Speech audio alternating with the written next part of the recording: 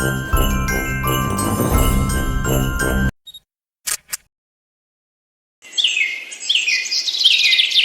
कैसी बातें कर रहे हैं जी आप? मैं उस बदसूरत काली कलूटी लड़की को बिल्कुल भी अपने घर की बहू ना बनाऊं। मैं अपने मरे हुए दोस्त को वचन दे चुका हूँ और अब मैं अपने वादे से पीछे नहीं हट सकता। मनोहर लाल की जिद के आगे राज रानी और उसके बेटे रोहित को भी झुकना पड़ता है और रोहित की शादी काली प्रिया से हो जाती है। शादी वाले दिन मंडप के सामने दो औरतें राज रानी का मजाक उड़ाने लगी। बड़ी कहती थी राज रानी कि रोहित मेरा इकलौता बेटा है और मैं उसके लिए चांद से दुल्हन लाऊंगी। अरे चांद ही लाई है लेकिन अमावस्या का। फिर वो दोनों ठहाके मारकर हंसने लगी। शादी कर प्रिया घर आई तो राज रानी ने बेमन से उसका गृह प्रवेश किया। फिर शादी के अगले दिन नई नवेली दुल्हन प्रिया अपने पति के लिए चाय लेकर आई। जी सुनिए, ये लीजिए, चाय पी लीजिए। रोहित नींद से जागता है और चाय पीने लगता है कि तभी प्रिया उससे कहती है, अरे ये क्या जी, कम से कम कुल्ला तो कर लीजिए, ऐसे ही चाय पियेंगे। अब तो गांव से आई हुई गवार मुझे बताएगी कि मुझे क्या करना है और क्या नहीं। ले जा इसे, नहीं चाहिए तेरी चाय। गुस्से में रोहित ने वो चाय फेंक दी और बाथरूम में चला गया। अपने आंसू पोंछते हुए प्रिया ने वो फर्श साफ किया और टूटा हुआ कप उठाने लगी तो उसका हाथ कट गया जिससे खून बहने लगा। किसी तरह अपने दर्द को छुपाती और आंसू पोंछते हुए वो रसोई में गई जहाँ उसकी सास ने उससे कहा, अरे ओ क्या सुबह सुबह यहाँ वहाँ टहल रही है, तेरी चाय नहीं बनी क्या अभी तक? माँ जी बस चाय तैयार है, आप बाथरूम में थी इसलिए नहीं लाई कि कहीं ठंडी हो जाएगी। आप चलिए मैं लेकर आती हूँ। ठीक है, लेकिन ये क्या, चाय तो तूने अपनी शक्ल की तरह ही बना डाली, एकदम काली। इसमें थोड़ा ज्यादा दूध डाल कर दे मुझे। तुम गरीबों के घर पीते होंगे कम दूध वाली चाय, हम अमीरों के यहाँ ऐसा नहीं चलता। नई बहू की शुरुआत ही तानों से हुई। अब हर रोज उसे ऐसे ही सारा दिन ताने सुनने को मिलते। क्या हुआ कमबख्त, अभी तक तेरा खाना नहीं बना क्या? सच में ये कल्लो भी ना एकदम निकम्मी है, किसी काम की नहीं है। माफ करना माँ जी, वो करवा चौथ आने वाला है ना, तो उसी की खरीदारी करने बाजार गई थी और लौटने में देर हो गई जिस कारण खाना आज थोड़ी देर से बना। हाँ, जैसे कि तुझ जैसी मनहूस कलूटी की वजह से मेरे बेटे की जिंदगी टिकी हुई है। तू ना होती तो ना जाने उसका क्या होता। तभी ऑफिस से थका हारा रोहित घर पहुंचता है। वैसे आज बड़ी देर कर दी ऑफिस से आने में। ऑफिस में ढेरों काम रहते हैं, देर हो जाती है और अब क्या मुझे तुझे हर बात का जवाब देना होगा? जी वो क्या है ना, कल मेरा पहला करवा चौथ का व्रत है, अगर आप जल्दी लौट आएंगे तो ठीक रहेगा। ओफो, करवा चौथ नहीं हो गया, आफत हो गई। देख नहीं रही मेरा बेटा कितना थका हारा ऑफिस से आया है, जा पहले उसके लिए चाय कॉफी लेकर आ जल्दी से। उसके जाने के बाद राज रानी ने कहा, वैसे बेटा मुझे भी कल करवा चौथ के लिए कुछ सामान लेना है, तू मुझे थोड़ी शॉपिंग करा दे। हाँ ठीक है माँ, अभी तो मार्केट खुली रहेगी देर तक, मैं फ्रेश हो जाता हूँ फिर साथ में चलते हैं। कुछ देर बाद रोहित राज रानी को लेकर अपनी कार से बाजार की तरफ निकल पड़ता है। ना जाने किस चुड़ैल को लाकर उन्होंने मेरे बच्चे के गले बांध दिया है। सच में माँ, पिताजी की बात मानकर मैंने अपने ही पैर पर कुल्हाड़ी मार दी। तू फिक्र मत कर बेटे, मैं इस चुड़ैल को इस घर से निकाल बाहर करूंगी और तेरे लिए एक सुंदर सी दुल्हन लेकर आऊंगी। वो दोनों आपस में बातें कर ही रहे थे कि तभी बात करते करते रोहित का ध्यान सड़क से हट गया और वो अपनी माँ की तरफ देखने लगा। तभी अचानक से राज रानी चिल्लाई, बेटा सामने देख। सामने से तेज रफ्तार कार आ रही थी। हड़बड़ाहट में रोहित ने अपनी कार घुमाई। नतीजा ये हुआ कि तेज रफ्तार कार तो बच निकली लेकिन रोहित की कार सड़क के डिवाइडर से जा टकराई। रोहित कार का शीशा तोड़ते हुए सड़क पर जा गिरा और उसके सर से काफी खून बहने लगा। ये खबर मिलते ही प्रिया मनोहर लाल के साथ अस्पताल पहुंची। डॉक्टर साहब, मेरे सुहाग को बचा लीजिए ना डॉक्टर साहब, कल मेरा पहला करवा चौथ है, मैं आपसे अपना सुहाग मांगती हूँ डॉक्टर साहब। इनके सर पर बड़ी ही गहरी चोट आई है, इनके दिमाग ने पूरी तरह काम करना बंद कर दिया है। यूँ समझ लीजिए कि इनके पास बस 24 घंटे से भी कम का समय है। नहीं, ऐसा नहीं हो सकता। अगर मेरी भक्ति और श्रद्धा में जरा भी विश्वास है तो देवी माँ मुझे मेरा सुहाग लौटा देगी और जब तक ये होश में नहीं आएंगे मैं अन्न का एक दाना तक नहीं खाऊंगी और न ही जल ग्रहण करूंगी। आधी रात हो चुकी थी। प्रिया रोते हुए घर जाती है और करवा चौथ का व्रत शुरू करती है। वो देवी माँ की मूर्ति के आगे बैठकर लगातार अपने पति के प्राणों की भीख मांग रही थी। हे देवी माँ, आज मेरा पहला करवा चौथ का व्रत है माँ, मैं अपने पति की दीर्घायु के लिए ये व्रत रख रही हूँ माँ, मेरे इस व्रत को सफल बनाना माँ, मेरे इस व्रत को सफल बनाना। प्रिया पूरी निष्ठा से बिना जल ग्रहण किए व्रत रखती है। फिर शाम को करवा चौथ की कथा पढ़ती है और पूजा करती है। फिर सूरज को जल अर्पण करती है। फिर प्रिया नंगे पांव ही मंदिर जाती है और जोर जोर से मंदिर की घंटी को बजाने लगती है। माँ आज तुझे मेरी सुननी होगी माँ, आज तुझे मेरा सुहाग लौटाना ही होगा। उधर अस्पताल में अचानक से रोहित का दिमाग काम करने लगता है और वो धीरे धीरे होश में आने लगता है। ये चमत्कार देखकर डॉक्टर भी हैरान रह जाते हैं। अमेजिंग, अपनी पूरी लाइफ में मैंने पहली बार किसी को मौत के मुंह से लौटते हुए देखा है। ये सब देख मनोहर और राज रानी भी बड़े खुश होते हैं। राज रानी के सर पर पट्टी बंधी हुई थी। अस्पताल के सामने बने उस मंदिर में राज रानी आती है। बहू, माँ ने तेरा व्रत सफल किया बहू, तुझे तेरा सुहाग लौटा दिया। रोहित को होश आ गया। ये सुनकर प्रिया बड़ी खुश होती है और वो भागते हुए अस्पताल पहुंचती है। रोहित ने आंखें खोली तो सामने उसके माता पिता और पत्नी खड़ी थी। भगवान का लाख लाख शुक्र है जो मेरा बेटा सही सलामत है। ये सब तेरी भक्ति, तेरे करवा चौथ के व्रत के कारण हुआ है। पिताजी, अब ये सब बातें बंद भी करिए। मेरे नसीब में था इसलिए मैं बच गया। इसमें किसी के व्रत का क्या लेना देना। आज से पहले मैं भी यही सोचती थी, लेकिन अब समझ में आ गया कि जो शक्ति मेरी बहू की भक्ति और श्रद्धा में है वो किसी और में नहीं। आज इसी के करवा चौथ के व्रत के कारण, इसकी पूजा के कारण तू बच पाया है बेटा, नहीं तो डॉक्टरों ने तो कब का जवाब दे दिया था। ये सुनकर रोहित को भी अपनी गलती का एहसास हुआ। मुझे माफ कर दो प्रिया, जो मैं तुम्हें पहचान नहीं पाया। करवा माँ, दुर्गा माँ की कृपा से मेरा सुहाग बच गया, यही मेरे लिए काफी है। मेरे लिए तो मेरा करवा चौथ का व्रत सफल हो गया। फिर अस्पताल में प्रिया ने रोहित को छलनी से देखा और अपना व्रत खोला। रोहित ने उसे पानी पिलाया। इस तरह उसने अपना व्रत खोला। कुछ दिनों में रोहित पूरी तरह से ठीक हो गया और वो घर आ गया। प्रिया ने उसकी और राजरानी की खूब सेवा की। अब उन दोनों ने भी प्रिया को दिल से अपना लिया।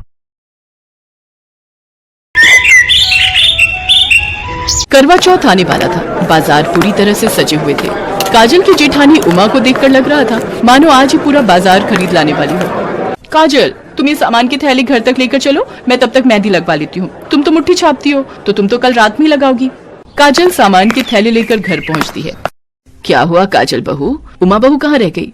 माँ जी, वो भाभी गली के बाहर मेहंदी वाले बैठे हैं, उनसे मेहंदी लगवा कर आ रही है। तूने मेहंदी क्यों नहीं लगवाई? तू ऐसे क्यों आ गई?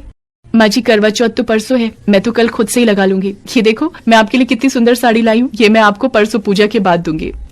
काजल बहू, इधर आ, मेरी तरफ देख। मुझे पता है तेरी आंखों में आंसू मुझे साफ दिखाई दे रहे हैं। काजल कब तक ऐसे अपना मन मारती रहेगी? तभी उमा आ जाती है। माँ जी, ये देखो कितनी सुंदर मेहंदी लगवाई है मैंने। पूरे 700 रुपए दोनों हाथों पर कलाई के ऊपर तक लगवाने के मांग रहा था, मैंने तो 500 ही पकड़ाए। उमा, तुमने काजल को मेहंदी क्यों नहीं लगवानी दी? माँ जी, काजल तो मुट्ठी छाप लेती है। अभी तीजों का त्योहार गया था, फिर रक्षाबंधन में भी काजल ने मुट्ठी ही तो छापी थी। और वैसे भी काजल का तो रंग इतना काला है, हाथों में मेहंदी लगी हुई होगी तो भी काले रंग से मिलकर छुप जाएगी। हाँ उमा, तुम बहुत बोलने लगी हो। क्या हुआ अगर काजल बहू का रंग काला है तो? उसके मन को देखो, वो तुम्हारी कितनी इज्जत करती है। तो मैं कौन सा इसका अनादर कर रही हूँ? अब काली को गोरी बोलने से काजल का रंग गोरा नहीं हो जाएगा, ये बात तो आप भी जानती हो माँ जी। पिछले 3 साल से देवर जी का स्वभाव देख रही हो, कितना चिड़चिड़ा हो गया है। उनकी पसंद की लड़की से जिससे वो प्यार करते थे आपने शादी नहीं होने दी। आप ही काजल को पसंद करके लाई थी। आपकी सहेली ने मरते हुए आपसे वचन ले लिया और आप इसे अपने घर की बहू बनाकर ले आई। हंसते खेलते देवर जी का चेहरा मुरझाया रहता है। माँ, शाम की चाय मेरे कमरे में ही भिजवा देना, मैं ऑफिस का जरूरी काम कर रहा हूँ। काजल जा, सौरभ को पहले चाय दे आ। ये करवा चौथ का सामान बाद में अलमारी में रख लेना। काजल अभी सौरभ को चाय देने जा ही रही थी कि उसके पापा और बहन करवा चौथ का सामान देने के लिए आ जाते हैं।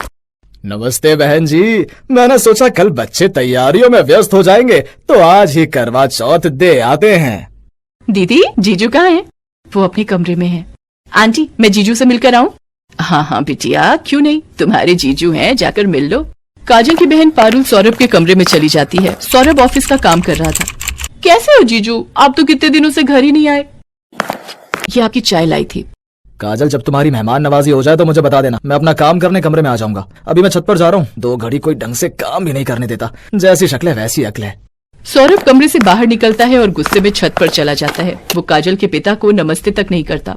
लगता है दामाद जी व्यस्त हैं। अच्छा बहन जी, हम चलते हैं। चलो पारुल बिटिया। काजल के पिता और बहन चुपचाप वहाँ से चले जाते हैं। काजल की आंखों में आंसू आ जाते हैं और वो रोने लगती है। चुप हो जा बहू, मुझे सचमुच सौरभ पर बहुत गुस्सा आता है। उसका इस तरह से व्यवहार बिल्कुल ठीक नहीं है। अरे तुम्हारे पापा चले भी गए, मैंने तो उनके लिए इनसे कहकर समोसे मंगवाए थे। चलो कोई नहीं, हम समोसे खाकर चाय पी लेते हैं। काजल के दर्द को सिर्फ उसकी सास समझती थी, पर वो बेचारी भी क्या कहती। जब बच्चे बड़े हो जाते हैं तो उन्हें वक्त ही सिखाता है, फिर वो अपने माता पिता की भी नहीं सुनते। करवा चौथ का त्योहार आ जाता है। काजल की जेठानी साड़ियाँ देखने में व्यस्त थी। सुनो जी, मैं इसमें से कौन सी साड़ी पहनूं? आपको पता है शाम की पूजा में सब अच्छे से तैयार होकर आती हैं, मुझे उन सबसे ज्यादा सुंदर दिखाई देना है। माँ, तुम कुछ भी पहन लो, तुम्हारे ऊपर सब अच्छा लगता है, आखिर तुम हो ही इतनी सुंदर। उधर काजल भी शाम की पूजा की तैयारी के लिए कपड़े निकाल रही थी।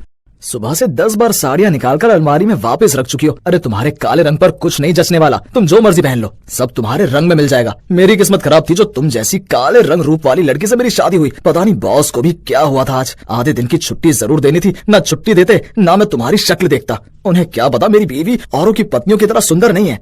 तभी सौरभ के फोन पर उसके बॉस का फोन आता है। Hi, good evening sir. Good evening Saurabh. अच्छा तुमने फोन उठा लिया। मैं तुम्हारे साथ के ऑफिस के और लोगों को फोन कर रहा था पर किसी ने मेरा फोन ही नहीं उठाया। शायद उन्हें लगता है कि मैं काम के लिए उन्हें फोन कर रहा हूँ, पर कम से कम फोन तो उठाना चाहिए, किसी को कोई जरूरी काम होता है। क्या हुआ सर, कोई परेशानी है? मुझे बताइए, मैं अभी आ जाता हूँ। अरे नहीं नहीं, परेशानी मुझे नहीं है। वो आज मेरी सिस्टर का पहला करवा चौथ है तो उसके ससुराल वाले एक बड़ी पार्टी कर रहे हैं। उसके घर करवा चौथ देने भी जाना है। मेरी पत्नी शोभना को साड़ी बांधनी नहीं आती है। शोभना को और भी तैयारी करनी है, इसलिए वो पार्लर नहीं जा पा रही। और इस समय एक पार्लर वाली से पूछा भी था पर सब पार्लर बिजी हैं, वही परेशानी हो रही है। मैंने सोचा तुम्हारी पत्नी की नजर में कोई पार्लर वाली हो तो वो हमारे घर भेज दे। जी सर, मैं अभी 10 मिनट में आपको फोन करके बता। सौरभ सीधा अपनी भाभी उमा के कमरे में जाता है।